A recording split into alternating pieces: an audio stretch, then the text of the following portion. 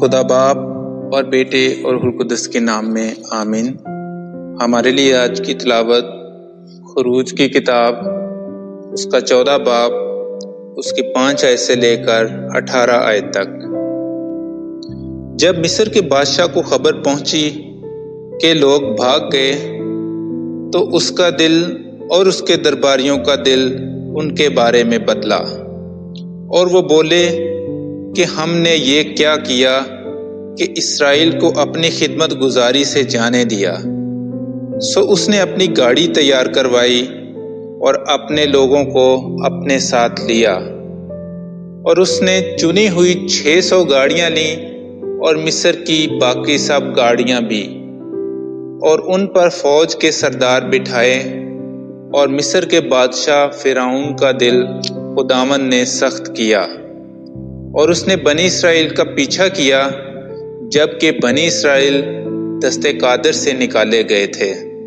اور جب مصری ان کے پیچھے گئے تو انہیں سمندر کے کنارے پر اترے ہوئے پایا، اور فرعون کی سب گاڑیاں اور اس کے گھوڑے اور اس کا لشکر فی ہروت کے نزدیک بال صفون کے سامنے تھے۔ اور جس وقت فرعون نزدیک پہنچا، بنی اسرائیل نے اپنی آنکھیں اٹھائیں اور دیکھا کہ مصری ان کے پیچھے آ رہے ہیں، تو وہ بشدت ڈر گئے، اور بنی اسرائیل خداوند کے سامنے چلائے اور موسیٰ سے کہا، کیا مصر میں قبریں نہ ہونے کی وجہ سے تو ہمیں بیابان میں مرنے کے لیے نکال لایا؟ تو نے ہم سے یہ کیا کیا کہ ہمیں مصر سے نکالا؟ کیا یہ وہی بات نہیں جو ہم نے تجھ سے مصر میں کہی تھی کہ ہمیں مصریوں کی خدمت کرنے دے، کیونکہ ان کی خدمت کرنی ہمارے لیے بہتر تھی بنسبت اس کے کہ بیابان میں مریں۔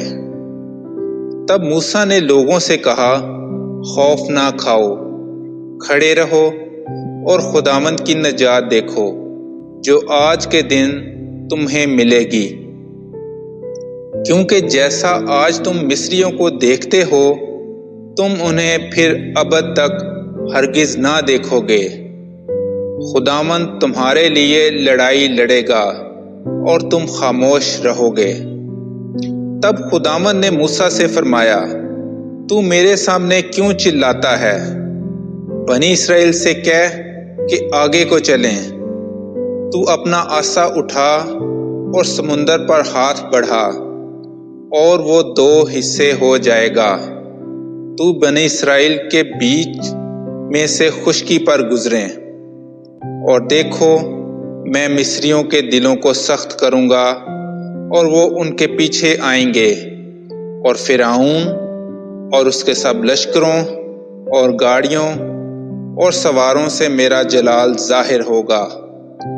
تو مصری جانیں گے کہ در حقیقت میں ہی خداوند ہوں، جبکہ میں فرعون اور اس کی گاڑیوں اور سواروں سے جلال پاؤں گا۔